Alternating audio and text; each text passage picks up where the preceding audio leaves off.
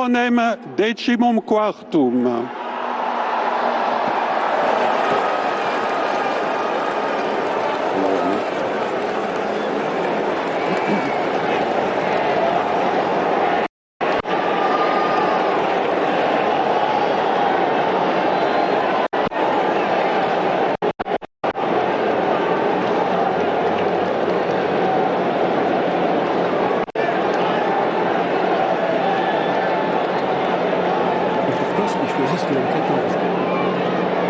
Robert Francis Prévost, c'est donc le nouveau pape qui va se faire appeler, me semble-t-il, Léon XIV. Et Léon XIV, ça a son importance. C'est très important. Alberto Toscano, allez-y. Voilà. Léon XIV, donc Robert Francis Prévost. Allez-y. Non, Léon XIII est passé à l'histoire comme l'engagement, pour son engagement pour le travail, pour le social. L'engagement social. Et dont là, le choix de Léon XIV montre une continuité sur le sujet d'ordre social. Je crois que et c'est d'autant plus important que, de fait, depuis Léon XIII, il n'y avait pas eu de pape qui a repris ce nom. Et aujourd'hui, c'est un symbole parce que c'est à la fois un pape qui est la doctrine sociale de l'Église, qui est important, mais en même temps, sur beaucoup d'autres choses, il était très traditionnaliste. Monseigneur Dubos, vous nous avez rejoint. Merci d'être là pour commenter donc cette annonce qu'on vient d'apprendre à l'instant. En entrant dans le studio. Robert Francis Prévost, donc Léon XIV. Oui. Allez-y, votre réaction. Ma réaction, c'est d'abord... c'est extraordinaire d'avoir un pape aussi rapide. Ça veut dire que quand même il y avait une certaine unanimité, parce que sans ça c'est une première chose. Il ne faisait pas du tout partie des favoris. Et enfin, en tout cas, son nom... c'était pas un super favori, et d'autant plus c'était pas un super favori. Mais il était quand même dans les papabilés possibles. Et puis, le fait qu'il n'était pas parmi les favoris, c'est sa nationalité quand même. Il est américain. Il est américain. Donc. Et je veux dire que c'est quand même aussi quelque chose. Ça veut dire que l'Église veut dépasser les clivages, parce que dans le monde aujourd'hui, être américain, ça veut dire des choses que, au fond, l'Église ne veut pas supporter. Il faut convertir Donald Trump. Il fallait une Américaine. Oui. Est-ce que ça a un lien avec Donald Trump, Monseigneur Je veux dire que, de toute façon, l'actualité a un lien avec l'élection du pape, forcément. Et aujourd'hui, me semble-t-il, moi, ce que je connais de lui, c'est aussi un spirituel. Et je pense que les derniers moments de François, avec la dernière encyclique, Dilexit Nos, c'était un élan aussi vers le spirituel. Je pense que ça sera un pape social, mais tel qu'il est, c'est aussi un spirituel. Et surtout par rapport à Donald Trump, il fait partie de l'aile progressiste de l'épiscopat américain, qui est majoritaire, contrairement, malgré les efforts de Trump et de J.D. Vance, mais en même temps, c'est un progressiste très modéré. Alors, il est très prudent sur la question des questions sociétales, mais en même temps, il connaît bien l'Amérique latine, il a été longtemps au Pérou, où il a passé une bonne partie de sa carrière, donc il est justement à la charnière un peu de tout ça, et ce choix de Léon XIV, de ce nom de Léon XIV, vraiment un drapeau programmatique de ce qu'il compte faire. D'une certaine façon, c'est il rentre en ligne de collision en tant que membre de l'épiscopat américain avec ce qu'est l'administration Trump. Il est plus progressiste que l'administration Trump. C'est ce que je veux dire. Oui, mais c'est pas difficile. Sans aucun doute. Le mot progressiste n'est pas peut-être le bon, mais ce n'est pas celui qui était soutenu par Trump, en tout cas. Non, c'est pas du tout la manière de voir de Trump. Et parce qu'il s'était déguisé, Trump, en plus. On avait vu cette photo. L'image de Trump. Et en même temps, on a comme l'envie de dire que l'Amérique est au centre du monde. Il y a quand même dans le bien et dans le mal, au regard vers les États-Unis. Monseigneur, allez-y. Oui, mais c'est pour ça que je disais qu'on ne peut pas faire abstraction du fait qu'il soit américain, c'est clair. L'Amérique est au centre du monde, vous diriez cela aujourd'hui, Monseigneur ? Je veux dire que l'Amérique aujourd'hui, en tout cas, regardez, depuis 3 mois, Mesdames, Messieurs, vous l'avez compris, actualité oblige, le nouveau pape Léon XIV est connu depuis quelques heures seulement. C'est donc une édition spéciale sur Canal 2 International. Après 2 jours de conclave, la fumée blanche finalement s'est échappée de la chapelle Sixtine, Habemus Papam. Le mot que tout le monde attendait finalement, il est connu, le nom Robert Francis Prévost.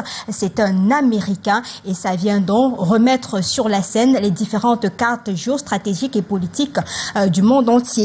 Bienvenue donc à cette émission spéciale. Le panel est déjà bien constitué pour en parler sur votre chaîne. Je commence par Père Ignace, que vous connaissez certainement. Bonsoir.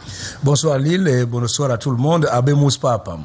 Nous sommes dans la très grande joie d'accueillir Léon XIV et qui vient justement pour cette bonne marche de notre Église qui, depuis longtemps, attendait un pape depuis quelques jours après la mort du pape François. Donc merci de nous avoir appelés encore ce soir. Merci à vous d'être venu. Jean Syriac, bonsoir. Bonsoir Lille, bonsoir au panel. Je suis très heureux de compter parmi les invités qui vont justement animer ce plateau spécial autour justement de l'élection du nouveau pape. Qui a retenu l'attention du monde. Les souffles étaient justement aux arrêts parce que l'élection du pape au sein de l'Église catholique romaine est un événement majeur qui garde tout son mystère et ce qui fait naturellement sa beauté. Donc je suis très heureux de compter parmi vos illustres invités sur cette thématique. Et pour ceux qui nous retrouvent à l'instant, le nouveau pape, c'est Léon XIV, un Américain. Finalement, c'est connu. La journée a été très longue après les mauvais signaux du matin avec la fumée noire. Finalement, la fumée blanche est arrivée. Et celui qui a eu la chance de toucher l'ancien pape décédé le mois dernier, c'est Irénée Kola, coordonnateur de la pastorale familiale à l'archidiocèse de Douala. Bonsoir et bienvenue. Bonsoir Lille, c'est un plaisir, n'est-ce pas, d'être là, particulièrement à cette occasion où nous découvrons avec le reste du monde, n'est-ce pas, le visage du tout nouveau souverain pontife. Il faut dire, n'est-ce pas, compte tenu de l'attente que cela a suscité, nous sommes dans la joie, nous sommes très contents, n'est-ce pas, de devoir commenter cet événement en direct. Merci à vous d'être venu. Aïcha Marianne Kola, coordinatrice également de la pastorale familiale de l'archidiocèse de Douala au Cameroun et qui a eu l'occasion de voyager plusieurs fois pour le Vatican où elle a rencontré l'ancien pape. Bonsoir et bienvenue. Merci, bonsoir Lynn, bonsoir à tout le panel, bonsoir à vous chers téléspectateurs. C'est une joie, une grande joie pour nous d'accueillir notre nouveau pape. C'est vrai que c'est un événement qui a cristallisé l'attention mondiale. C'est pas que l'Église catholique, vous avez vu, c'est le monde entier qui attend. On pourrait dire que le Vatican est devenu à un moment donné la capitale du monde. Voilà, c'est une joie d'être avec vous pour pouvoir enfin découvrir ensemble le visage du nouveau pape. En attendant, Eric Jangatembe, pour faire le point sur cette actualité en langue anglaise, je vais faire le premier tour de table ici. Père Ignace, c'était attendu? Vous aviez vu venir le Léon XIV? Non, pas du tout. Hein. On ne s'y attendait pas parce que on a cité beaucoup de noms et il y avait même des noms des cardinaux africains et il y avait beaucoup de ceux qui étaient proches même visiblement du pape François et qu'on a essayé de cogiter sur leur nom. Mais finalement, il y a une surprise générale hein, parce que je pense que là, comme je disais une fois ici, sur ce plateau, c'est l'Esprit de Dieu qui est à l'œuvre parce que il choisit qui il veut, quand il veut et comme il veut. Donc je pense que c'est un événement, un avant-première dans le monde entier et même dans l'Église catholique où justement on choisit ce pape Léon XIV qui est américain d'origine pour venir un peu corriger certaines erreurs très graves que nous avons connues dans l'histoire. On en parle tout à l'heure, Jean Syriac, pour revenir sur ces 2 jours qui ont cristallisé toutes les attentions à travers le monde, les 133 cardinaux élus, donc finalement un nouveau pape, mais on a paniqué depuis hier entre fumée noire et ce matin, il y avait une incertitude, on ne comprenait pas exactement ce qui allait se passer au courant de la journée. Oui, il y avait ces inquiétudes, bien que d'un autre côté, on se souvient quand même que en 2005 et en 2013. Oui, le temps pour nous d'accueillir justement le nouveau souverain pontife en direct là. On va suivre ses premières paroles dans quelques instants. Le temps pour la réalisation de nous dire exactement à qui est, nous dit-on, francophone. Oui. C'est de Chicago.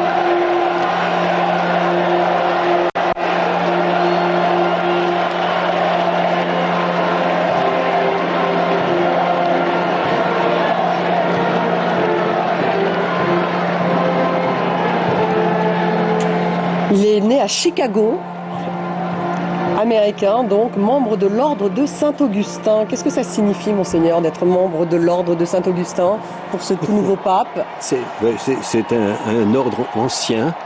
Et je veux dire que la règle de Saint-Augustin a marqué la plupart des grandes congrégations religieuses. Et les Augustines, je sais pas comment on dit, les Augustiniens ou les Augustins, je sais plus, sont très fidèles à cette règle qui est une des plus anciennes règles dans l'histoire de l'Église. C'est carrément la joie, comme vous pouvez le constater, les premières images de Léon XIV, le 267e pape du monde entier. Le visage est tout serein, Georges Syriac, tout sourire, un léger sourire, et déjà habillé dans sa posture de souverain pontife. Oui, naturellement, comme le veut la tradition de ce genre de cérémonie. Et vous avez vu le visage sérieux, ça dénote tout simplement le choix qui a été fait sur la personne, parce qu'il était justement, quand on parle des favoris, il ne figurait naturellement pas dans la liste de ceux que nous avons pressentis comme favoris à la succession du pape François. Donc c'est toute une symbolique, et comme je le disais, c'est toute une symbolique à la fois remplie de mystères qui cache en fait le charme de cette organisation structurelle qu'est l'Église catholique romaine. Et vous avez tout fait de poser la question de savoir si les esprits étaient en alerte. La paix soit avec vous, avec tous. Voilà. La paix soit avec vous tous. Fratelli, sorelle carissimi. Frères et sœurs très chers. Questo è il primo saluto del Cristo risorto, il buon pastore che ha dato la vita per il gregge di Dio. Anch'io vorrei che questo saluto di pace entrasse nel vostro cuore, raggiungesse le vostre famiglie, a tutte le persone, ovunque siano, a tutti i popoli, a tutta la terra. La pace sia con voi. Je adresse ce message à tous les peuples, à toute la terre, que la paix soit avec vous.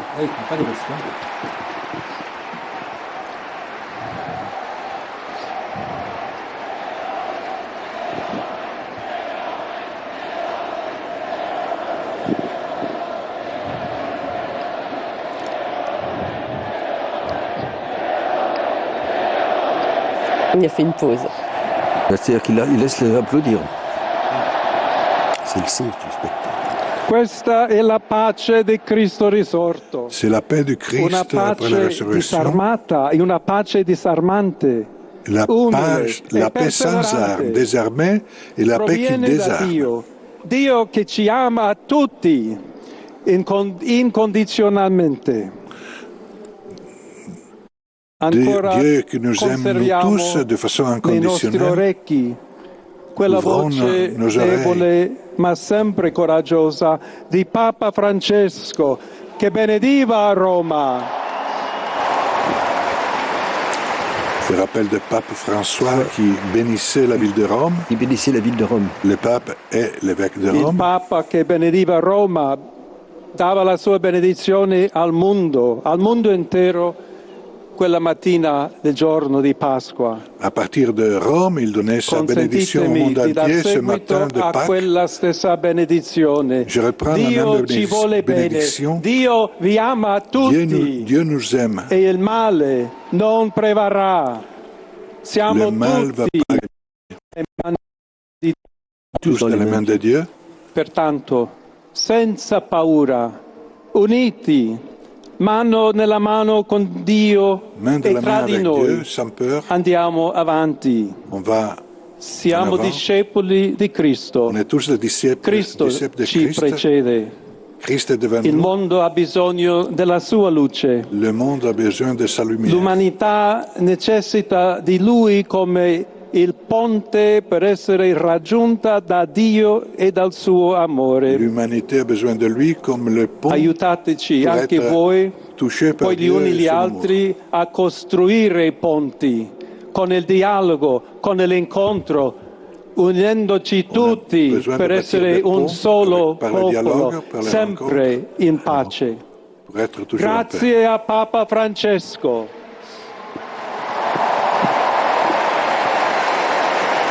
Merci au pape François.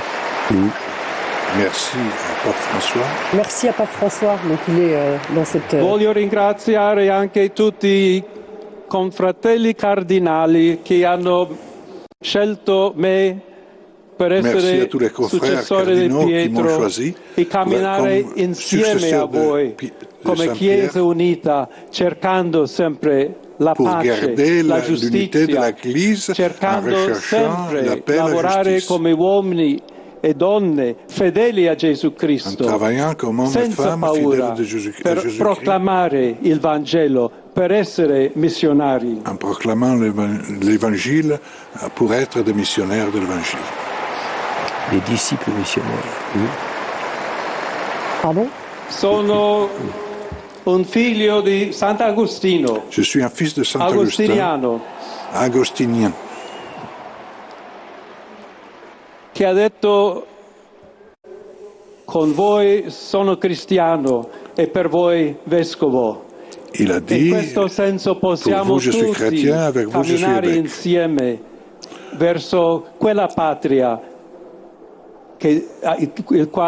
la quale Dio ci ha preparato. On va marcher tous ensemble vers cette patrie à laquelle Dieu nous a préparés.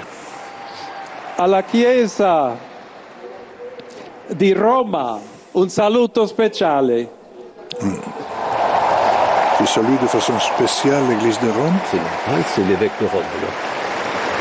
C'est l'évêque de Dobbiamo Rome. cercare insieme come essere una Chiesa missionaria, una Chiesa che costruisce i ponti, il dialogo, sempre aperta a ricevere, come questa piazza con le braccia aperte, a tutti coloro che hanno bisogno della nostra carità, la nostra presenza, il dialogo, l'amore. Avoir les bras ouverts vers l'avenir. Y se me permite también una palabra, un saludo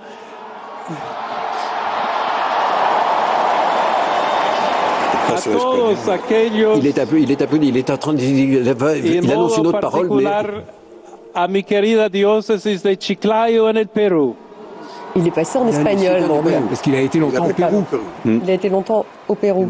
Donde un pueblo fiel ha acompañado a su obispo, ha compartido su fe y ha dado tanto para seguir siendo iglesia fiel de Jesucristo.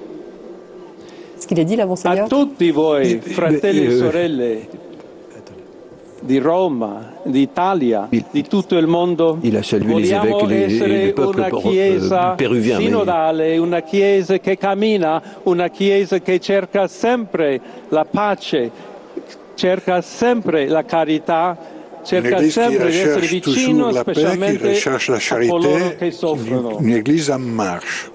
Tu comprends avec ce discours lisse comment il a pu être élu dans une église divisée. Il n'a pas pris beaucoup de risques. Oggi il giorno della supplica alla Madonna di Pompei. Aujourd'hui, c'est le jour de la Vierge de Pompei. Très efficace. Nostra Madre Maria vuole sempre camminare con noi, stare vicino.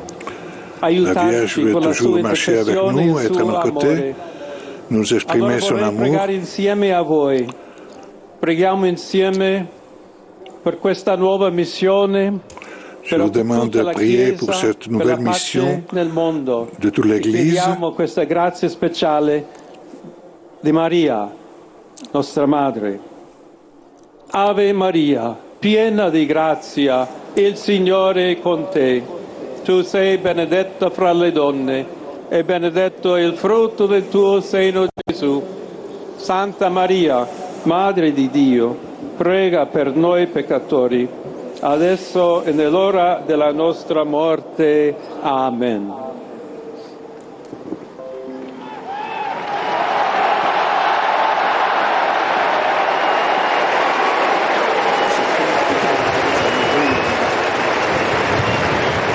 Non, Jean-Paul II.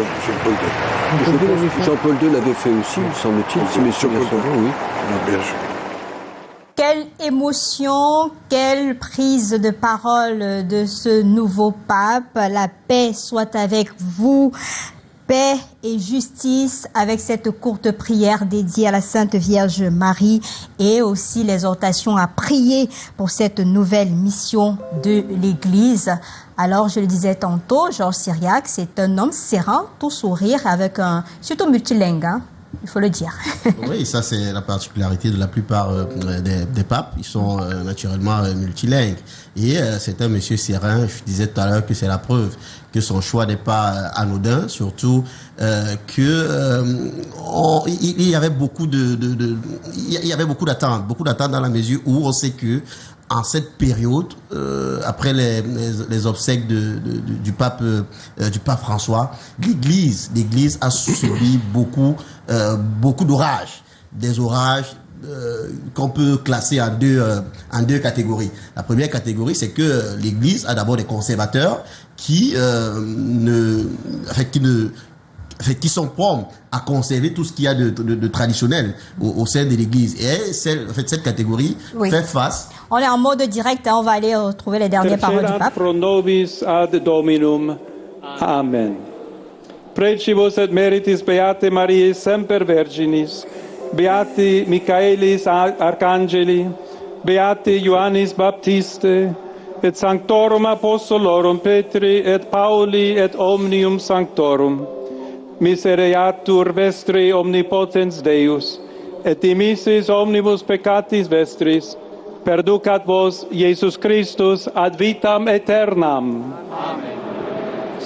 Indulgentiam, absolutionem et remissionem omnium peccatorum vestrorum, spatium vere et fructuose penitentiae, cor semper penitens, et emendationem vitae, gratiam et consolationem Sancti Spiritus, et finalem perseverantiam in bonis operibus tribuat vobis omnipotens et misericords Dominus. Amen. Et benedictio Dei omnipotentis, Patris et Filii et Spiritus Sancti descendat super vos et maniat semper. Amen. Bénédiction très solennelle. Après, au fond, un discours qui a été marqué par la paix. Et j'allais dire que je pense que c'est un point sur lequel il a beaucoup insisté. Le pape qui vient de bénir toute la communauté catholique, voire mondiale, à travers cette bénédiction solennelle. Je viens vers vous, Irénée. Je vous ai vu suivre attentivement et faire le signe de croix. Vous vous êtes senti touché par ces premières paroles, ces premières prières du pape? Oui, il faut dire qu'en ce moment précis, le pape, le Saint-Père, n'est-ce pas, il s'adresse non pas à ceux qui sont rassemblés sur la place Saint-Pierre, mais à l'Église universelle, et même au monde entier. C'est sa première bénédiction solennelle, dont c'est pourquoi je me sens concerné. D'accord, et on voit que vous êtes tout heureux, un peu comme ceux qui sont actuellement réunis à la place Saint-Pierre. Aïcha, vous également, comment on se sent lorsqu'on a son patron de l'Église et qui est tout heureux, tout serein et surtout dans une couleur rayonnante. Vous avez le rouge qui domine pratiquement ce soir sur cette place de Saint-Pierre. Vous, en tant que chrétienne, ça vous parle? Oui, bien sûr, ça me parle. Je pense qu'à tout chrétien et particulièrement à tout chrétien catholique, mais nous sommes particulièrement touchés ce soir parce que on a attendu quelques semaines. On a espéré que l'attente ne soit pas trop longue. Et Dieu merci, l'attente n'a pas été trop longue. Aujourd'hui, on a notre pape qui est là, le berger de l'Église universelle, qui non seulement est une autorité religieuse, mais il est également une autorité politique. Donc, c'est une joie pour nous de le voir et une joie de recevoir la première bénédiction. Ah, c'est bien, vous avez reçu ça en direct. Jonathan, qui est un panafricaniste, quand vous regardez les premières images du nouveau pape Léon XIV, prier pour cette nouvelle mission de l'Église, il revient avec les mots de l'ancien, remerciant d'ailleurs celui qui est décédé, le pape François, et il vous dit paix et justice. Ça va pour le moment? On espère bien que le message de paix va passer et que effectivement l'Église sera dans cette logique de paix. Si tant est que l'on se souvienne que l'histoire de l'Église n'est pas qu'émaillée de cette prédication de la paix, l'Église étant au cœur de toutes les tourmentes en Europe, mais également au cœur des dynamiques de déconstruction de la guerre froide, avec un alignement très clair pour le bloc néolibéral. Donc l'Église pourra-t-elle assumer ce discours de paix?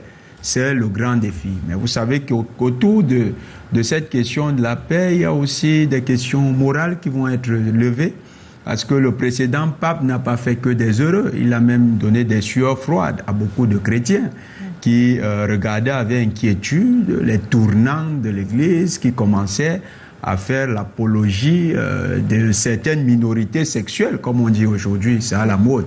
Donc, est-ce que ce pape va marquer un tournant vers le retour à des valeurs fondamentales, qui sont aussi des valeurs prônées par nous, les Africains?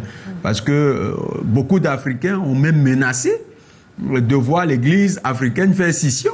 On a vu des voix s'élever, demandant à ceux qui représentaient l'Église africaine d'avoir le courage de proclamer également la scission. Vous savez que c'est des contradictions comme celles-là qui ont poussé parfois à la construction des églises nationales. Si vous vous souvenez de la construction de l'église anglicane, c'est des contradictions de la sorte qui ont poussé à ce genre de revirement. Pour nous, Africains, nous observons, nous restons un peu circonspects. Nous allons voir ce que ce pape états-unien va nous proposer.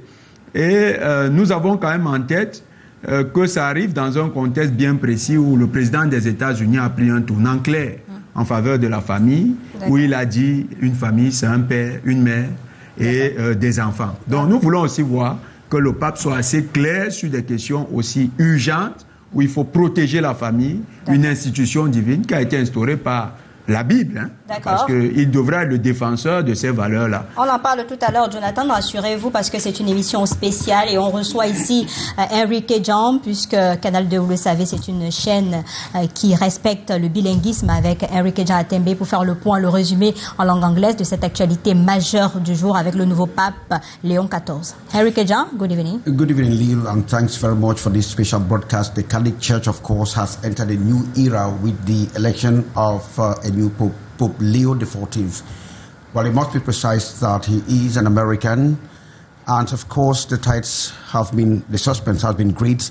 It finally slumped 2 days after a very decisive conclave of 133 cardinals. They finally choose the successor of Pope Francis, and of course the representative of Christ on earth. Now, Pope Leo XIV is of a different order. The order is an Augustine. He is of the Augustine order, which preaches mendicantalism, that is to say, poverty of the people. 69-year-old, and of course having an Italian original mother. So we have the first report from Sherifa Saleh.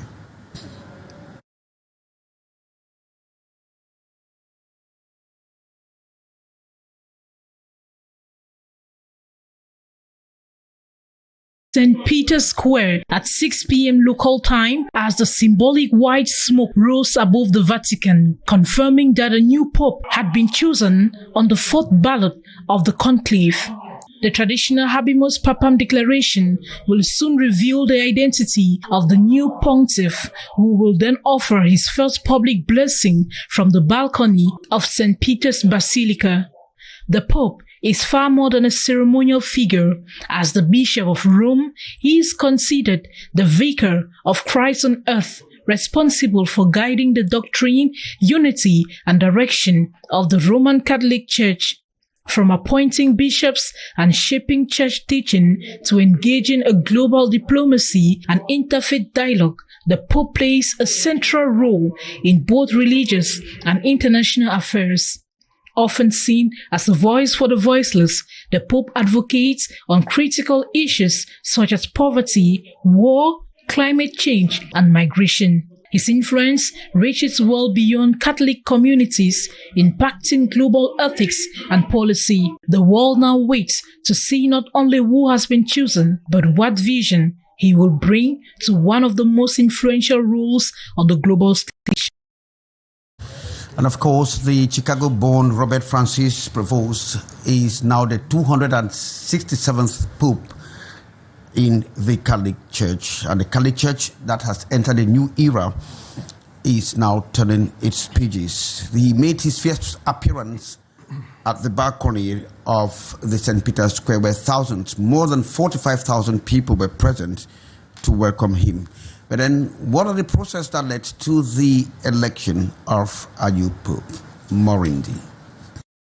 On Thursday, May 8, 2025, at precisely 8 minutes past 5 p.m. Cameroon time, white smoke emerged from the chimney of the Sistine Chapel, signaling to the world that the College of Cardinals had successfully elected the 267th Pope of the Roman Catholic Church. The papal conclave, gathering 133 cardinals electors from around the world, was convened following the death of Pope Francis on April 21, 2025.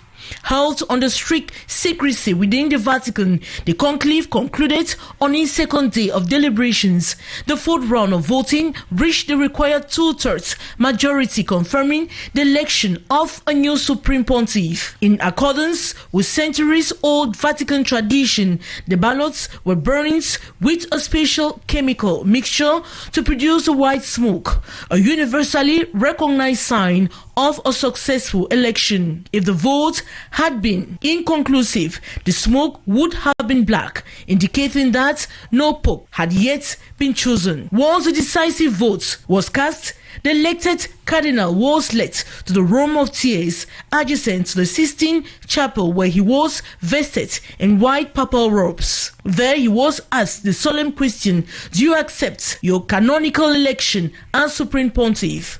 Upon his acceptance, he selected a papal name, a symbolic act reflecting his spiritual mission. The Cardinal Protodeacon is now expected to step into the central balcony of St. Peter's Basilica and declare to the world the iconic feast. A special inauguration mass known as the Missa Pro Ecclesia is scheduled to be held within a week, formally ushering in the new pontiff's papacy. And that iconic face the world already knows is Pope Leo XIV. And of course, in choosing him, the cardinals actually confirmed the choice of an open church, a multicultural one, and of course a church that is going to pray for the world. It is an American-born who is coming, but has lived most of his time too in Peru, but of course has a cross-cultural approach that is going to look at the church. Pope Leo is an Augustinian, of course, of the St. Augustine order, a pope that is now based as a mendicant, a pope that will now transform the lives of the underprivileged. Let's take a look on the expectations of who the new pope should be. Maureen. Following the death of Pope Francis, the eyes of the world have turned to the Sistine Chapel in Rome, where cardinals have begun the conclave to select his successor. The first round of voting concluded without a result, heightening the suspense.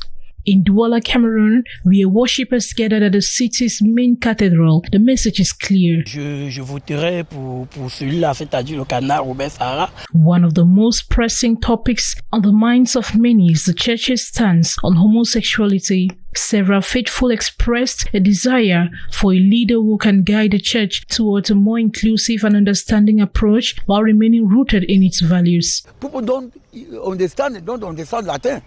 We cannot also how to make church become like the people in this world with LGBT we became blessed LGBT. We are not agree with that.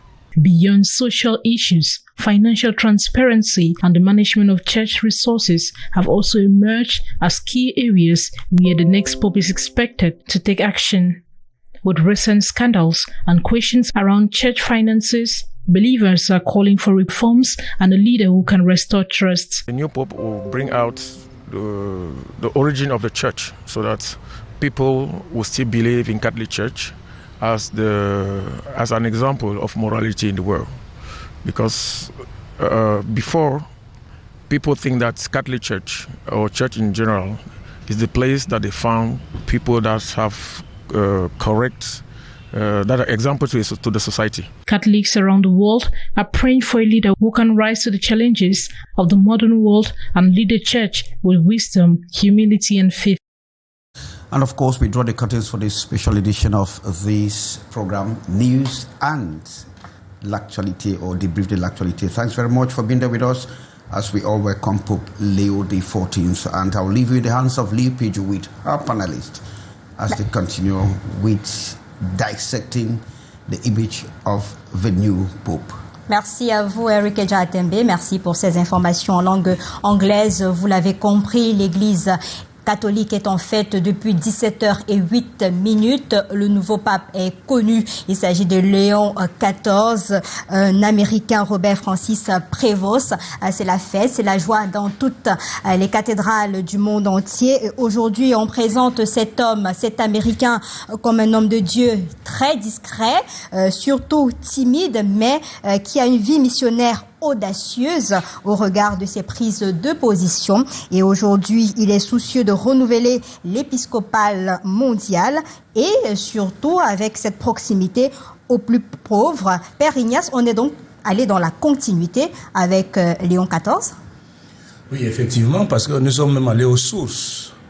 Je peux dire que si nous sommes rentrés aux sources justement de notre Église, parce que vous savez, Saint Augustin est celui-là qui fonde même la science ecclésiastique et même mondiale.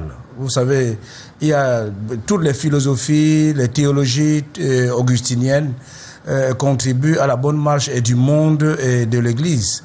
Donc c'est pour cette raison que ce n'est pas au hasard que le pape Léon XIV est élu aujourd'hui. Il est élu parce qu'il doit essayer de remplacer un manque. Aujourd'hui, nous avons beaucoup d'intellectuels qui sont un peu vides de sens. Parce que ce sens vide de l'intellectualisme dans le monde, Saint-Augustin, lui qui est le maître, n'est-ce pas, le docteur, qui a inculqué à toute l'humanité le sens des sciences humaines et même intellectuelles, le sens des sciences humaines et même des sciences théologiques divines et tout cela, et même sociales. Il est justement de bon ton que un de ses disciples devienne justement le pape qui dirige l'Église à travers son enseignement pour pouvoir nous refixer et remettre, n'est-ce pas, l'humanité sur ses bases les plus originales. Et je pense également que son élection, ce n'est pas au hasard, parce que rien n'est au hasard dans la vie, parce que il n'y a pas de hasard qui existe dans la vie. Ce n'est que le fruit, n'est-ce pas, d'une continuité qui, le pape François, aujourd'hui, je pense qu'il serait ravi dans sa tombe, parce que il a combattu le bon combat, certainement avec tout ce que vous connaissez, mais aujourd'hui, je crois que le problème est résolu. D'accord. Et il faut dire, pour ceux qui ne le savent pas, que Léon XIV avait été nommé en 2023 chargé de sélectionner les évêques du monde entier. C'est-à-dire que le pape François prévoyait déjà ce qui allait se passer après son décès, Irénée. Bon, je ne sais pas si on peut dire ça comme cela, Lille. C'est vrai que le pape Léon XIV, depuis 2023, comme vous dites, était préfet du dicaster pour les évêques, n'est-ce pas, qui est un dicaster éminent, n'est-ce pas, de la curie romaine. Donc, il a eu le temps, n'est-ce pas, de travailler avec le pape François et aussi de connaître l'Église universelle. Parce que qui dit le dicaster chargé des évêques, c'est un dicaster qui est en contact avec tous les diocèses du monde. Donc, je suis content que ce soit, n'est-ce pas, un tel homme à qui le Seigneur a confié, n'est-ce pas, les destinées de son Église au jour d'aujourd'hui. Parce que c'est vrai, même si on avait pris je veux dire, un pasteur venu c'est-à-dire de l'arrière-pays, un peu comme François, il n'y aurait pas de problème pour moi, mais le fait qu'il ait travaillé quelque temps à la curie romaine et sachant, n'est-ce pas, je veux dire, l'orientation qu'a donné d'une certaine manière le pontificat de François par rapport à la place de la curie dans l'Église. Parce qu'il faut dire que avec François, pendant son pontificat, essayait de mettre l'accent davantage sur la collégialité, n'est-ce pas, en donnant un peu plus de force à la périphérie. C'est-à-dire, tout n'est plus concentré uniquement au niveau de la curie. Et je pense que pour quelqu'un qui est venu déjà, n'est-ce pas, il vient du terrain pour être pour être à la curie, et quelque temps après, il est élu pape. Je pense qu'il est fortement conscient, n'est-ce pas, de toutes ces problématiques-là, et que d'une manière ou d'une autre, les choses vont bien se passer de ce côté-là. Aïcha, on a déjoué pratiquement tous les pronostics, parce que sur les favoris qui avaient été présentés à l'opinion nationale et internationale, on ne le voyait pas venir. Vous aussi, je suis certaine. Moi, ça m'amuse toujours lorsqu'on parle de jouer les pronostics, lorsque nous attendons un nouveau pape, parce que si nous comprenons réellement ce que c'est qu'un conclave, je pense que on ne se stresserait pas, on ne s'embarrasserait pas des pronostics, parce que jusqu'à preuve de contraire, on n'a jamais eu un pape qui ait été parmi ceux que le peuple attendait, c'est-à-dire ce que le monde attendait. C'est quelque part pour nous montrer, pour nous dire que l'élection du pape, ça va au-delà de notre humanité. Permettez-moi le mot.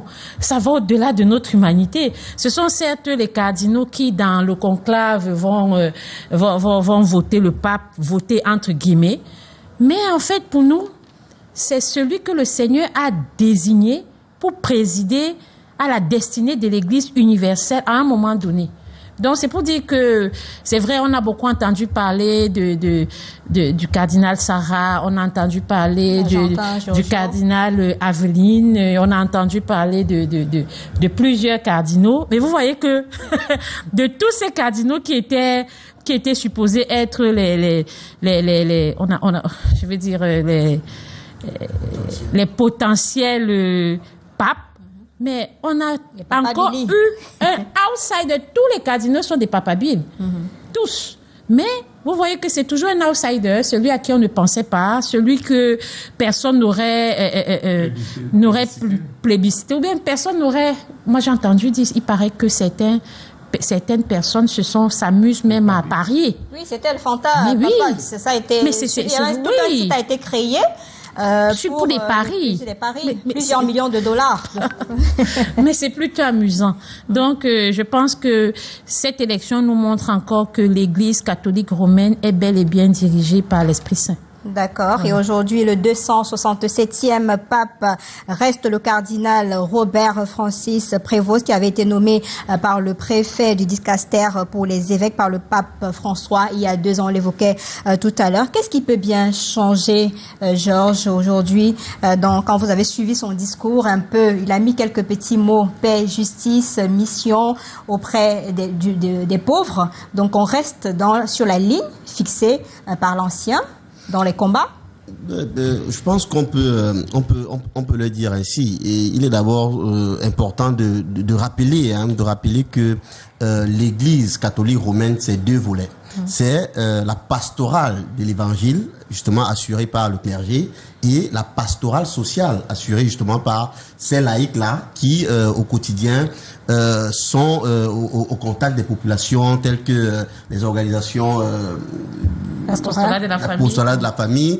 Et pour mon cas particulièrement, qui a été un des proches collaborateurs de Monseigneur Samuel Cléda, puisque travaillant au Codas Caritas Douala, vous voyez la pastorale sociale inspirée justement du Populorium Progressio de Paul VI, qui veut justement que l'Église cesse juste d'être cet enclos qui s'occupe de l'évangile et en délaissant justement d'autres aspects de la vie sociale. C'est pourquoi vous voyez que l'Église est en front office dans plusieurs domaines. L'éducation, la santé et les droits de l'homme, plus précisément. Et ça ne me surprend donc pas que le nouveau pape, le pape XIV, justement, Léon XIV, s'inscrive dans cette dynamique-là pour pérenniser justement une pratique propre et chère justement à la beauté qu'on sait de cette église. Et comme je disais tout à l'heure, Jonathan a si bien fait de le relever,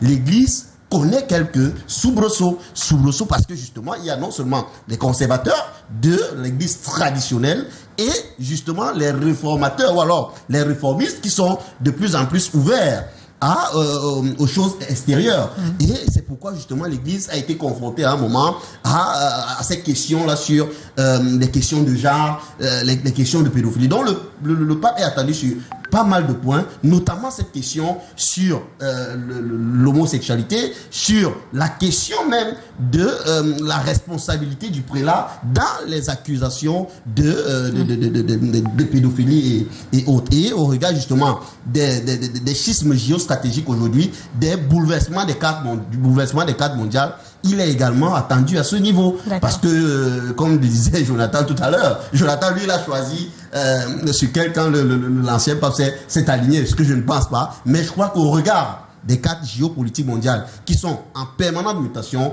le pape est également attendu sur cette question-là. Et c'est pourquoi il est bien fait qu'il parle qu'il ressorte de ses premiers propos des mots tels que justice, paix et autres.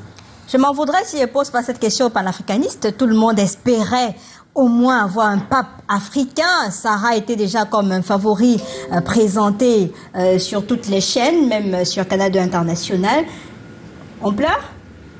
Non, la donne, et je suis d'accord avec madame qui tout à l'heure nous expliquait que les paris sur un potentiel candidat, c'est pas vraiment très sage en matière d'élection de pape. Il faut savoir que l'élection du pape obéit à des logiques d'intérêt de groupes de pression à l'intérieur du Vatican.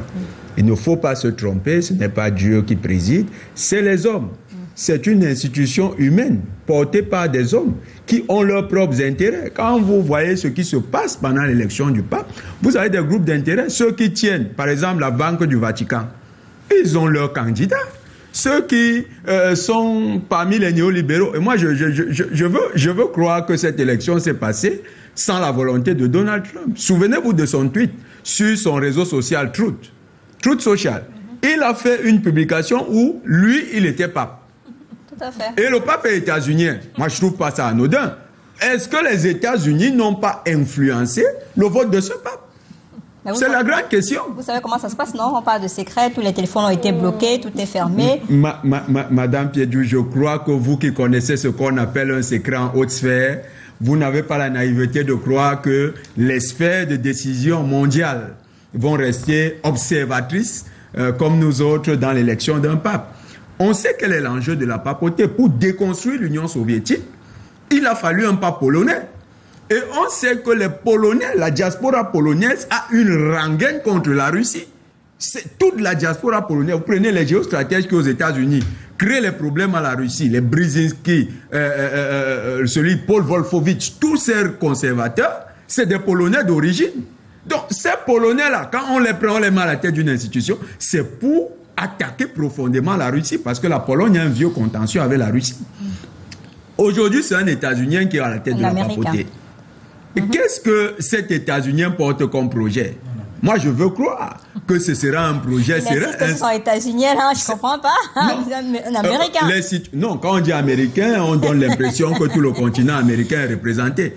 En Amérique, il y a l'Amérique du Sud, l'Amérique du Nord, il y a les États-Unis, et les citoyens états-uniens des États-Unis sont les États-Uniens. Donc, cet États-Unien qui arrive à la tête du Vatican, est-il le défenseur des intérêts de groupes de pression états-uniens? Si c'est le cas, j'ai bien peur. Et quand vous regardez ce qui s'est passé avec déjà son émergence, vous comprenez qu'il a été propulsé à une position stratégique par l'ancien pape, qui était déjà pro-LGBTQ+. On l'a précisé. C'est inquiétant, Madame Piedjou, c'est inquiétant. D'autant plus que il y a un prêtre qui a été chassé de Rome parce qu'il a dénoncé justement ce revirement de l'Église en faveur des LGBTQ+. Il y a quelques mois, un prêtre a été chassé, il a été destitué de ses fonctions au Vatican. Et on n'a pas suivi Léon s'inquiéter de cette dérive. Bon, peut-être que c'était sa discrétion, mais on verra bien si, sorti de sa zone de discrétion, il aura le courage de s'attaquer aux grands intérêts. En plus, Madame Piedjou, on avait besoin d'un pape fort. C'est pourquoi vous avez eu les pronostics avec les monsieur Sarah, parce que le cardinal Sarah, c'est quelqu'un qui affirme ses idées. Il n'a pas peur. Oui, c'est un conservateur qui affirme ses idées. Il a dit que la marche de l'Église actuelle, lui n'était pas d'accord sous Francis. Mais le nouveau, il est toujours resté calme. Oh, souvenez-vous, l'avant-dernier pape, il a démissionné. Il n'était pas mort, il a démissionné. Pourquoi? D'après les indiscrétions, exactement la question des LGBT+, était sur la table. Or, les groupes de pression qui ont le plus intérêt à voir cette question des LGBT+, aujourd'hui mise au devant de la scène, c'est les groupes de pression qui sont aux États-Unis. Les grands groupes de pression qui portent cette question sont aux États-Unis.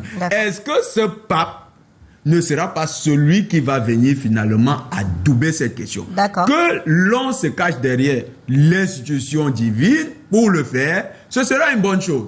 Mais il faudra que, et nous, c'est le message qu'on passera aux représentants de l'Afrique dans l'Église catholique. Nous leur demandons d'être courageux le moment venu. On les a souvent vus dire qu'au Cameroun, par exemple, le président est vieux. Si l'Église prend une tournure qui n'est pas celle de nos traditions de conservation et de protection de notre famille, eux, nous les mettons devant leurs responsabilités. Il faudra extirper l'Afrique de cette église. Mais tu sais que l'Afrique a déjà fait, les évêques ont fait une sortie, une lettre par rapport à ce côté LGBT là que tout le monde Nous voulons bien les voir à l'œuvre cette fois-là, si ce pape prend ce mauvais visage. Voudrais ajouter quelque chose avant. Je voudrais rassurer Jonathan.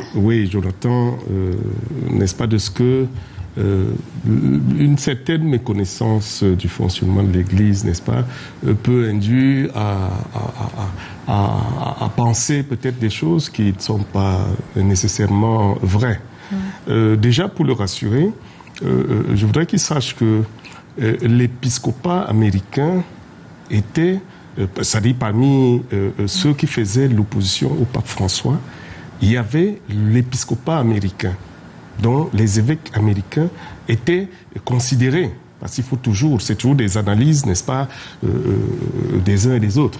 Même s'il y en a dans cet épiscopat qui le disaient ouvertement, mais globalement, on sait que l'épiscopat américain était contre François.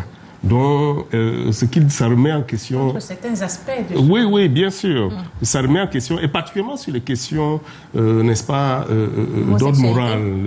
La pédophilie, l'homosexualité. Mais il faut dire que nous stigmatisons parfois un peu trop Oui, la question, bien sûr, on a parlé du document, n'est-ce pas, Fiducia Supplicans, n'est-ce pas, pour regretter que, il y ait une confusion. La confusion est certaine, on ne peut pas le nier, et nous savons la prise de position, n'est-ce pas, qu'ont eu le courage de faire les évêques africains. D'accord. Oui, elle était claire. Il n'y a pas de problème là-dessus. Et je pense qu'il y a des choses à regretter. Mais on ne peut pas réduire le pontificat de François à cette question-là. Ce qui est clair, c'est que dans son premier discours, Léon XIV, le nouveau souverain pontife, a plus largement promis que le mal ne gagnera pas et appelé l'Église catholique à construire des ponts à travers le dialogue en allant de l'avant, sans peur, unis, main dans la main, avec Dieu et entre nous. Père Ignace, ça dit qu'il y a le mal. Je pense profond au sein de l'Église. Effectivement, moi je crois qu'il faut faire très attention qu'on aille. Ça peut tout dire aussi. Hein. Oui, ça dit tout. Effectivement, je crois qu'il ne faut pas faire le débat comme ça se fait au Cameroun. Parce que le débat du Vatican, ce n'est pas le débat politique camerounais. Et il faut faire très attention parce que nous risquerons de tomber dans les mêmes erreurs. Et lorsque nous voyons les choses telles que ça se passe au niveau du Vatican, c'est tellement bien organisé et bien prévu. Et c'est des choses comme si on s'y attendait. Bon, moi je voudrais revenir un peu parce que ce que vous avez dit, Lille, tout à l'heure, est très important. Et il y a Irénée qui l'a dit également. L'Église catholique a son mode de fonctionnement. C'est vrai que tout le monde fait des prérogatives sur les élections du pape, ça va passer. Mais maintenant, il faut que l'Église continue son combat. L'Église a un combat. D'ailleurs, l'Église est experte en humanité, c'est-à-dire elle veut humaniser les relations des hommes. Et c'est pour ça que le pape Léon XIV, lorsqu'il prend justement sa première prise de parole, il parle de la justice, il parle de la paix, et il parle justement du bien-être, n'est-ce pas, que nous devons justement... Et du combat contre le mal, vous voyez. Et quand vous voyez un peu son origine comme pape, c'est-à-dire qu'il est augustinien. Ce n'est pas banal. Il a 69 ans. Hein. Et vous voyez, le pape qui est parti, qui est décédé, qui l'a remplacé, était jésuite. C'est les plus intellectuels du monde entier. On connaît ce qu'ils ont fait et tout cela. Mais aujourd'hui, lui, il est plus augustinien. C'est-à-dire, en même temps, il a une dose de spiritualité et plus d'intelligence un peu plus divine. Donc, les augustiniens, c'est des hommes et des femmes. Il y a des sœurs augustiniennes qui, justement, vont à la source de la moralité chrétienne. Et je crois que rien, comme je disais au début, rien ne se fait au hasard parce que en le choisissant comme pape, lui, augustinien, il veut ramener l'Église à ses origines, que ce soit au niveau moral, au niveau justement des mœurs, au niveau doctrinal et au niveau même de cette discipline ecclésiastique. Donc moi je pense, laissons-le le temps de pouvoir se prononcer, parce que maintenant, il a donné quelques mots, mais qui nous donnent déjà un peu de quel bois il se chauffe. Mais je pense que c'est quelqu'un qui vient à point nommé pour essayer de réparer beaucoup de situations. Et n'oublions pas, Lille, que c'est son origine. Il vient des États-Unis. Il est américain. Et l'Amérique a causé beaucoup plus de situations un peu difficiles au pape François ces derniers temps. Et quand vous entendez le pape François a été obligé de parler de l'homosexualité, d'aller dans le sens de l'homosexualité, le problème n'est pas de lui, mais il avait déjà un combat qui existait, n'est-ce pas, avec les Américains. Et je pense qu'il a même dû excommunier un cardinal américain, Macari. Il a excommunié. Et maintenant, si l'Américain revient comme pape, je pense que c'est pour corriger certaines erreurs historiques. Mais est-ce que c'est possible de corriger parce que l'Église, que vous le voulez ou non, est divisée? Tous les mots aujourd'hui se retrouvent au sein de l'Église. On a vu. Je pense aussi, il ne faudrait pas prendre le problème de l'homosexualité comme si c'était un problème de l'Église catholique. C'est un problème mondial. Et ça se vit dans le monde. Et aujourd'hui, il y a des États, n'est-ce pas, qui cherchent à promouvoir même l'homosexualité comme étant une pratique officielle. Donc l'Église dit non, parce que l'Église est là pour essayer d'humaniser les relations entre les hommes. Donc n'attendons pas que c'est l'Église qui va résoudre le problème de l'homosexualité, mais c'est la moralité de chacun de nous, comme chrétiens, qui pourra mettre une fin à ça. L'Église catholique a un rôle important à jouer. Au-delà de cette mission religieuse, c'est un État. Donc il faudrait à tout prix tenir compte de ces deux paramètres-là. Et quand on parle de paix, de justice, et l'ancien pape était dans le social et tout ce qu'il avait comme discours autour de ces problématiques, il y a lieu aujourd'hui de se demander est-ce que Léon XIV aura l'épaule, au regard de sa discrétion, de sa timidité, de pouvoir continuer à combattre tout ce qui se passe au sein de l'Église. Moi, il me plaît bien de nous rappeler que le pape Léon XIV n'est pas le successeur de François. Il est le successeur de Pierre. Il vient à la suite de François, mais dans la succession de Pierre. Ça veut dire que il faut éviter de voir dans un pape comme s'il doit être toujours dans la continuité de celui qui est passé. Non, il va arriver. Observons avec lui. Il aura certainement j'ai envie de dire des axes de son pontificat qui ne seront peut-être pas les mêmes que celui que François avait, mais toujours est-il que il va peser de tout son poids là où il faudra qu'il pèse dans la situation mondiale. Vous savez, vous avez parlé à juste titre du pape Jean-Paul II qui a été un des piliers pour faire tomber le communisme. Et le communisme, c'était pas un problème pour l'Église seulement, c'était un problème pour le monde. Vous êtes d'accord avec moi? Ah oui, c'était un problème pour le monde. Donc, de toute manière, le pape est une autorité religieuse, c'est une autorité politique, c'est un chef d'État, c'est le chef d'État du Vatican. Vous allez dire, mais c'est l'évêque de Rome et puis c'est le berger de tous les chrétiens catholiques et même des personnes de bonne volonté. Parce que lorsque le pape donne des encycliques, lorsqu'il donne des lettres, lorsqu'il donne des exhortations apostoliques, ce n'est pas seulement aux catholiques. Ce n'est pas seulement utilisé par les catholiques, ce n'est pas seulement étudié même dans les universités catholiques, j'ai envie de dire. C'est dans le monde entier. Ça éclaire tous ceux qui veulent se laisser éclairer. Bien sûr, tout le monde n'adhère pas, évidemment. Tout le monde n'adhère pas au message du pape. Mais toujours est-il que le pape a un grand rôle. Depuis toujours, le pape a joué un rôle fondamental dans la géopolitique mondiale, dans la géostratégie. C'est son rôle. Nous savons combien de fois les papes ont influencé pour la paix dans plusieurs domaines. Nous savons tout ce qu'ils font. Vous avez vu, j'ai encore l'image, j'ai encore en tête cette belle image du pape François qui s'agenouillait devant qui s'est agenouillé devant les Soudanais pour implorer la paix. Moi, j'ai encore cette image du pape François qui chaque fois a pris la parole pour dénoncer ces affres qui se passent en Israël.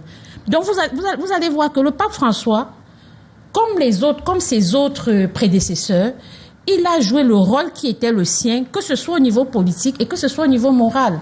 Parce qu'on va dire que les questions morales, il y en aura toujours. Ce n'est pas avec le pape François que les questions de LGBTQ sont nées. Avant, déjà avec Jean-Paul II, on avait ces problèmes.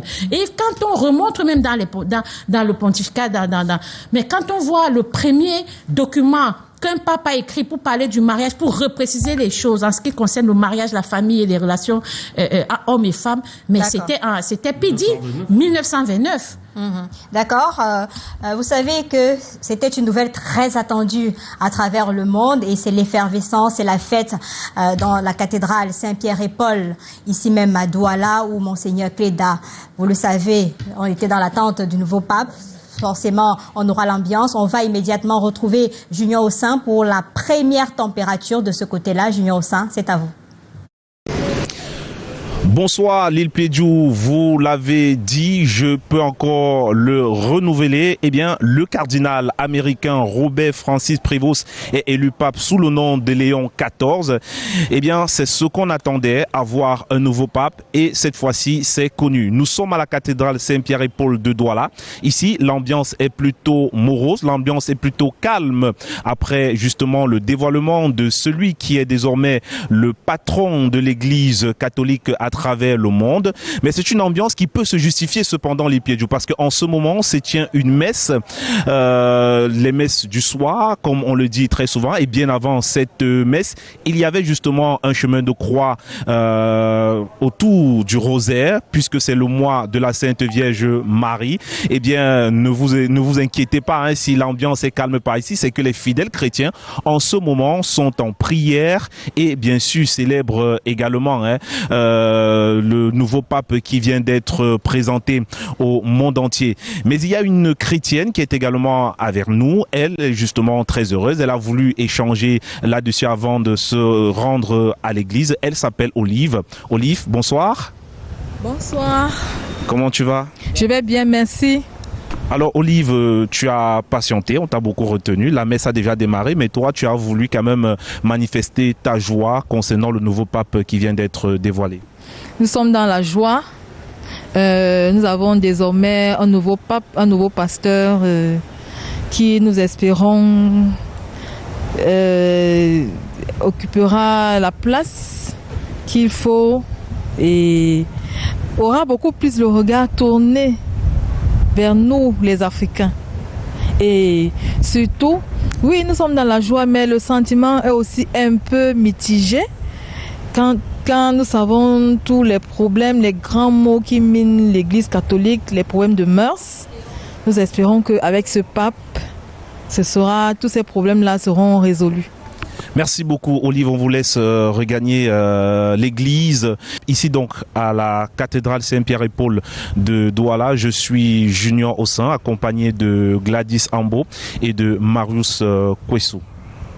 Merci à vous Junior, Marius Kwesou et Gladys Ambo pour ce premier jet à la cathédrale Saint-Pierre et Paul. On comprend, hein, ça va aller crescendo de ce côté-là et dans toutes les autres paroisses à travers le monde. Il y a cette question qui demeure, Georges. Et l'Afrique dans tout ça? On a célébré le pape, c'est l'effervescence partout. Vous avez un pape américain qui est quand même, qui a une descendance française, espagnole. Et on se dit, et l'Afrique finalement? Oui, est-ce qu'elle se retrouve dans ce qui se passe aujourd'hui?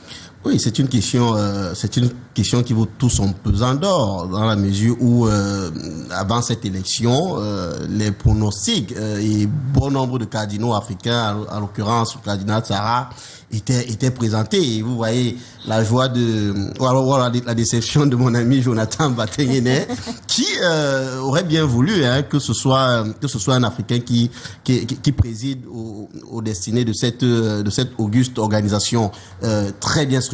Mais une fois de plus, je crois que les autres panélistes l'ont dit, l'Église catholique a son mode de fonctionnement, elle a ses règles.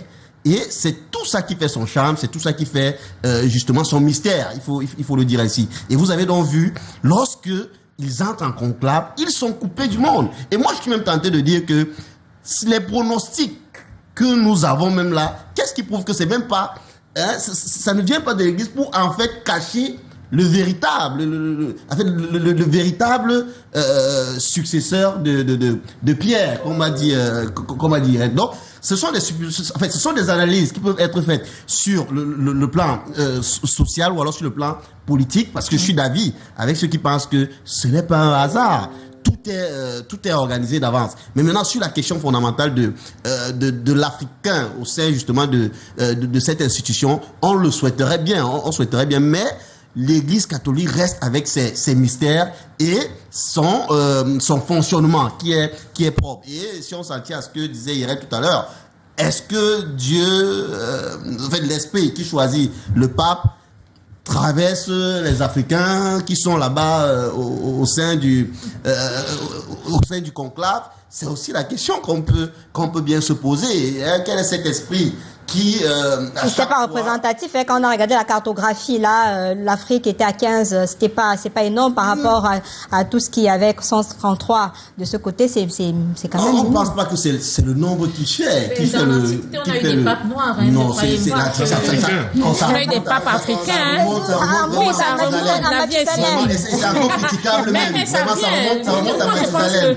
Ça remonte à Mathusalem. Laissez Georges terminer, s'il vous plaît. L'histoire d'un pape africain, c'est en question parce que il n'y a pas véritablement. On suppose.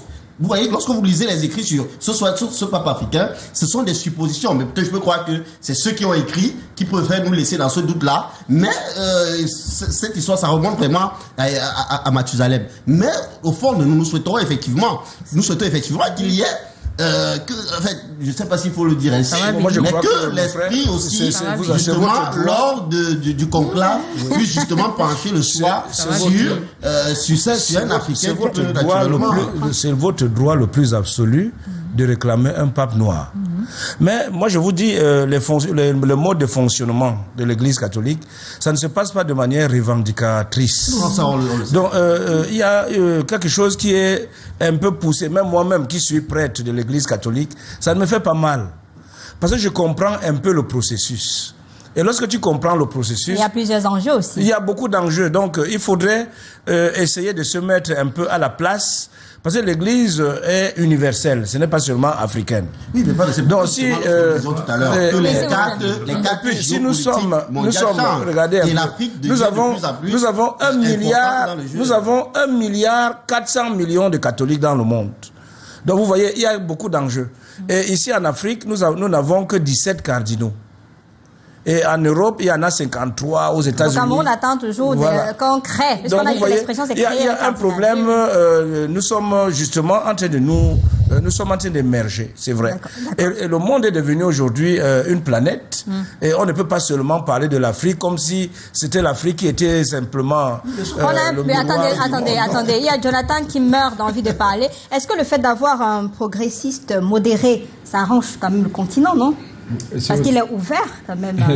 Lille, vous-même vous dites que c'est un progressisme. Le mot progressisme dans notre contexte, ça ne veut pas dire quelque chose de rassurant. Hein. C'est inquiétant d'avoir un progressiste. Progressiste veut dire... On a dit progressiste modéré. On a mis modéré à côté pour le présenter. Tout à l'heure, le père parlait d'un augustinien. Oui. Il faut noter que Saint Augustin est quand même celui qui est le précurseur et le père du positivisme. C'est un Africain. Hein. Le positivisme, oui, Saint Augustin, l'Africain, c'était ça. C'est un Africain et c'est quand même le père du positivisme. On peut se réjouir d'avoir Saint Augustin comme un de ses disciples qui est devenu pape. D'accord. Et ça, c'est très important. C'est quand même le père du positivisme. Or, le courant positiviste est un courant qui tend davantage à séculariser l'Église.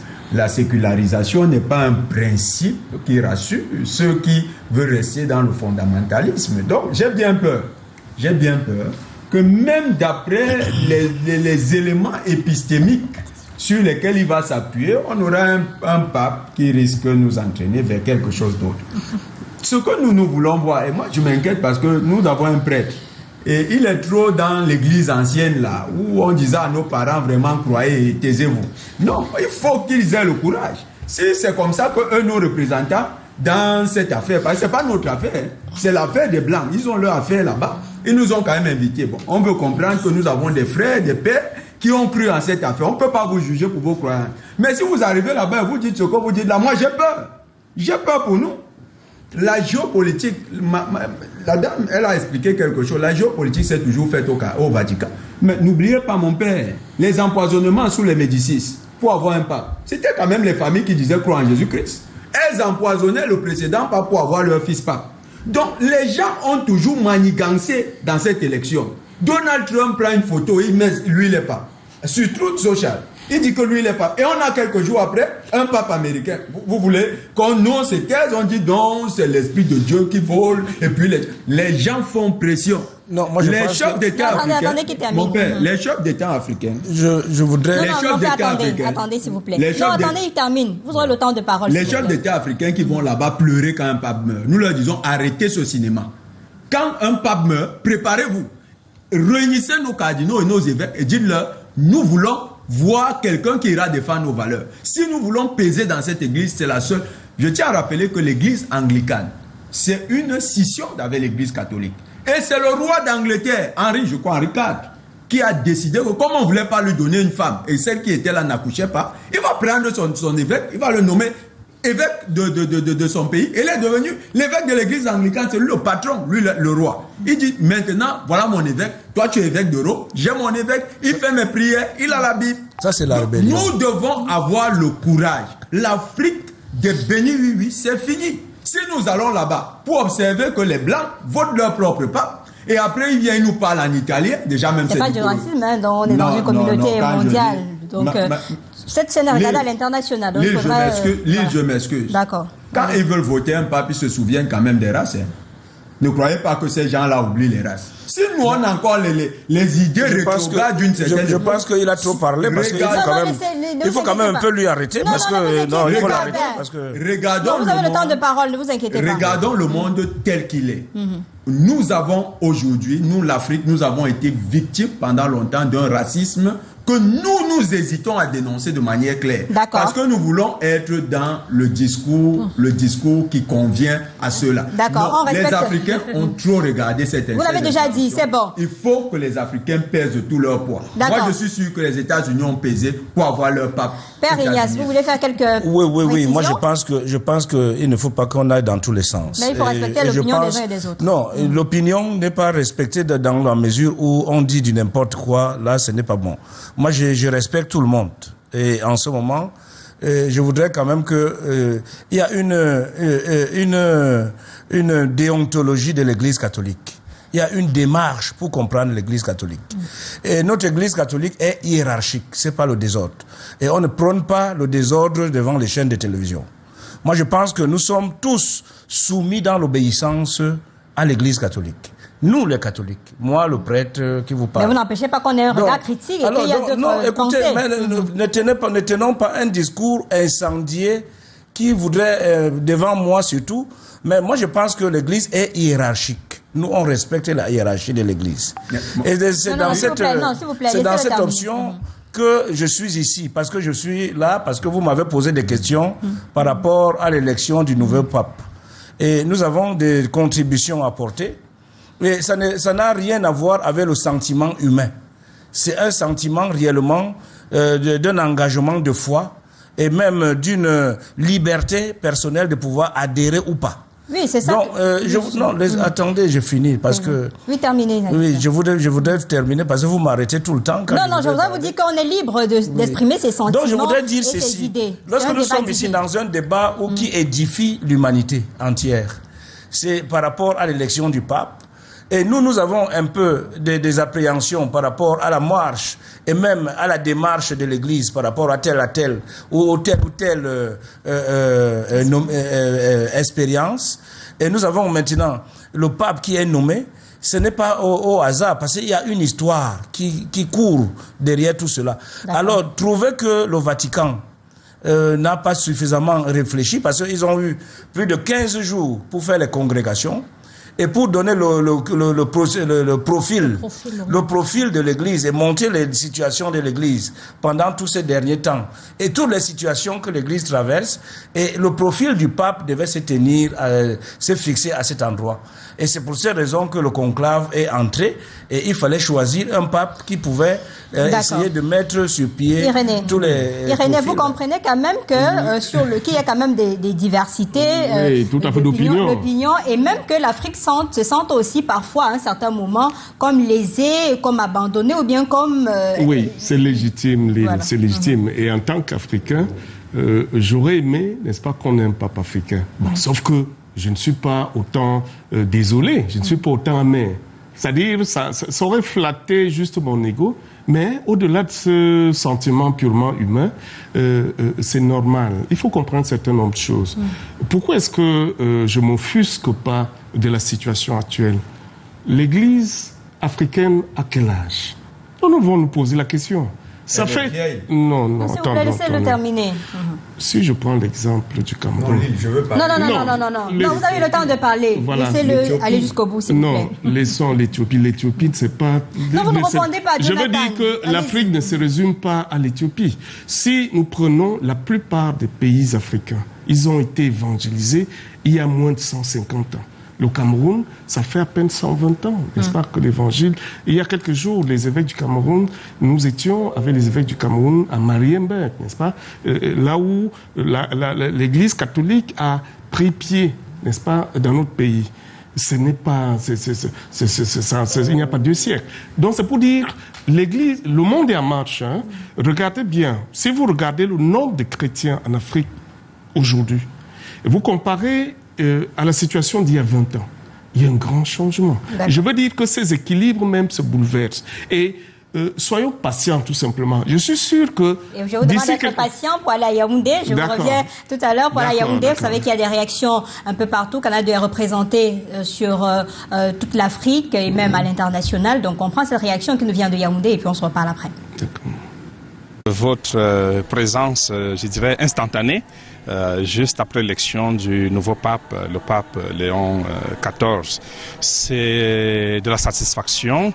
Le suspense n'a pas beaucoup duré et de mon point de vue, c'est l'expression d'une certaine cohésion dans le fonctionnement de l'organe central de l'Église, le Collège des cardinaux. Donc je suis satisfait que à peine 48 heures plus tard, après le début du conclave, que nous ayons déjà notre nouveau pape. Et nous avons prié pour que le Seigneur donne à l'Église un autre serviteur qui la conduise vers des verts pâturages. Donc nous avons tout espoir et c'est l'année de l'espérance. Nous sommes dans l'espérance que avec le nouveau souverain pontife, l'Église continuera de travailler à mener le peuple de Dieu à la suite du Christ.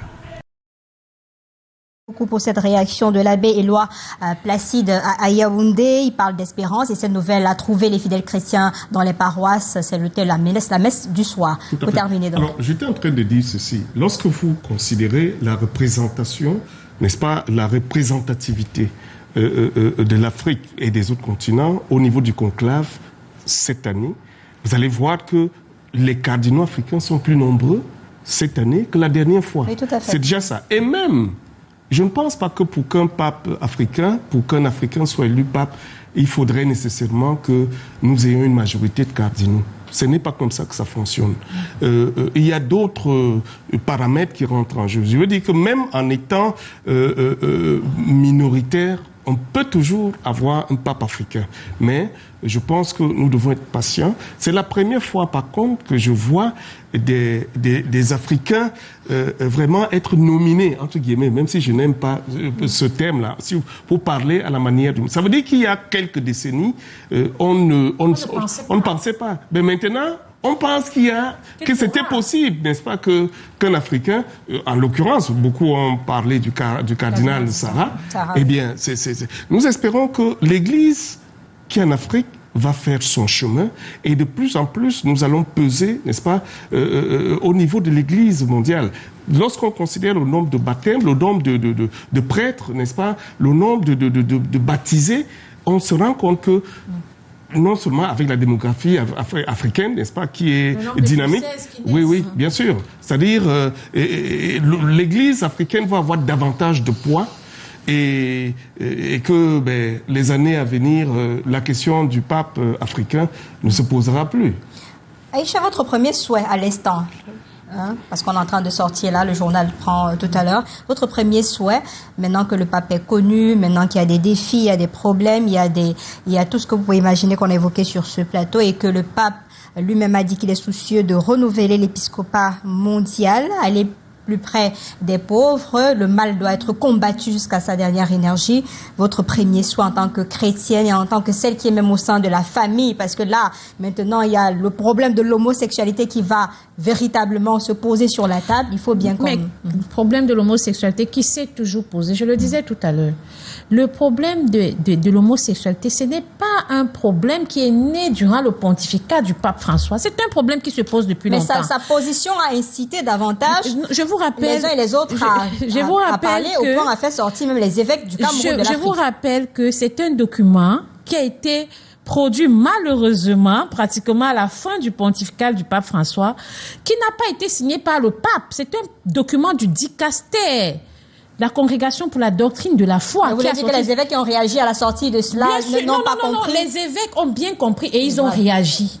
Et ils ont réagi correctement. Et c'est pas seulement les évêques africains qui ont dit non. Je vous rappelle que même en Europe, beaucoup n'étaient pas d'accord avec. Et comme Irénée le disait tout à l'heure, en Amérique aussi. Je voudrais simplement dire que le problème de l'homosexualité n'est pas né durant le pontificat du pape François. C'est un problème c'est un problème sociétal auquel l'Église fait face depuis longtemps. Parce que vous allez voir, Jean-Paul II avait pris position clairement, c'est vrai, et nous sommes heureux que cette position continue, parce que jusqu'à présent, vous êtes d'accord avec moi que la doctrine de l'Église catholique n'a pas changé. L'Église catholique n'a pas changé sur sa doctrine. L'Église catholique ne permet pas le mariage des homosexuels. L'Église catholique n'encourage pas l'homosexualité. La pédophilie. L'Église catholique, et vous savez, combat, parce que c'est tolérance zéro par rapport à la pédophilie. Vous le savez très bien. Vous savez, à l'entame de l'émission, je crois que c'est le Père Ignace qui nous rappelait ce cardinal qui a été laïcisé. C'est un cardinal américain qui a été laïcisé par le pape François à cause de ce problème d'homosexualité. C'est tolérance zéro dans l'Église. Et même s'il savait qu'un prêtre, un évêque, a couvert un de ses prêtres, si un évêque a couvert un de ses prêtres, et que l'Église découvre, même cet évêque a des problèmes. Donc, clairement, nous espérons que le combat va continuer, parce que j'ai envie de dire que nous le savons, l'Église est une autorité morale. Et l'Église, qu'on le veuille ou non, oriente, même si on n'est pas toujours d'accord. L'Église donne le ton. Donc, nous pensons que ce combat va continuer. Nous espérons, et nous espérons que le nouveau pape va continuer davantage à mettre l'accent sur la pastorale familiale, parce que la famille, c'est le creuset de toutes les vocations. La famille, c'est le socle de la société. Et comme le pape Jean-Paul II le disait, la famille... Même le pape a réagi sur la polygamie, sur le mariage des prêtres. Nous attendons que davantage... La volonté de Dieu, parce que c'est de ça qu'il est question, soit davantage réaffirmée, que les familles chrétiennes soient consolidées dans leur foi. Nous attendons cela, et nous voulons dire que jusqu'à présent, Dieu merci, on n'a pas été désorientés. Donc nous attendons que l'unité de l'Église soit davantage renforcée. Donc d'accord. Alors Georges Cyriac, il y a l'âge aussi qui est un capital essentiel. Il a 69 ans. Il est encore jeune, dynamique, contrairement aux autres papes qu'on a eus. C'est important pour affronter tout ce qui est à travers le monde, là, parce qu'il y a la guerre à Gaza, il y a la guerre en RDC, il y a le continent africain qui a ses problèmes, finalement tout le monde entier, parce que le pape aujourd'hui se positionne comme celui qui n'a pas d'armée, qui n'a pas de moyens financiers, mais dont la parole est écoutée à travers le monde. 69 ans, moi je pense pas que c'est assez tôt au regard des nombreux défis qui l'attendent. C'est vrai que ça fait partie des conditions. Il faut avoir moins de 80 ans pour être éligible. Mais je crois que c'est peu, parce que lorsqu'on prend 69 ans, l'année prochaine il aura 70, il reste 10 ans pour 80 ans, il sera épuisé. Et Jonathan l'a relevé tout à l'heure. Benoît XVI a dû démissionner à cause d'un certain nombre de pressions. C'est-à-dire ils entrent peut-être jeunes comme ça, mais la pression du travail, la pression des enjeux sociaux, des enjeux géostratégiques, des enjeux politiques va faire en sorte que voilà, il va couler sous le poids justement de ces pressions. Donc pour moi, ce n'est pas tellement l'élément jeune ou alors l'élément âge, le facteur âge qui compte ici, mais c'est l'intégrité de la personne. Et vous voyez que nous sommes un peu divisés sur cette question-là, c'est-à-dire est-ce qu'il vient pour véritablement pérenniser la tradition de l'Église, de l'Église dans son fondamentalisme, ou alors il vient répondre aux préoccupations des enjeux nouveaux, qui dont on retrouve certains dans le passé, et donc il y a là suffisamment. Vous avez tout fait de relever les questions de pédophilie, de l'homosexualité, et on fait peu de parler du mariage des prêtres, qui a aussi fait couler beaucoup d'encre et de salive à un moment. Donc, moi, je crois que l'âge, c'est bien. Voilà, l'âge, c'est peut-être important pour une sorte de dynamisme, mais ce qui est le plus fondamental, c'est justement l'intégrité de l'homme, ce qu'il compte partager, ce qui repose au fond de lui, si tel est vraiment le choix de l'Esprit Saint. Et Colin Souanchan nous permet d'aller dans le Mungo rencontrer Devarionda pour prendre l'ambiance après donc cette fumée blanche dans le Mungo. Bonsoir. Nous sommes ici dans la magnifique paroisse Saint-Pierre et Paul de Melon et nous avons la chance d'avoir avec nous le père Arnaud Landry Silacha, alors que les nouvelles viennent de tomber sur l'identité du nouveau pape qui va présider aux destinées de l'Église catholique à travers le monde. Bonsoir mon père. Bonsoir. L'identité du nouveau pape est connue. Quelles sont les aspirations de l'Église catholique et naturellement du serviteur de Dieu que vous êtes à ce sujet? Déjà, le départ du pape François nous a plongé dans le deuil. Avec cette nouvelle de la fumée blanche d'un nouveau pape qui sera au milieu de nous, nous plonge effectivement dans un élan de joie. Nous sommes dans la joie et nous savons que comme serviteur de Saint-Pierre, il sera dans la continuité de ce que ses prédécesseurs ont eu à faire. Et c'est ce que nous attendons, qu'il puisse effectivement conduire ce peuple de Dieu vers le Christ. Comme vous pouvez le constater, c'est une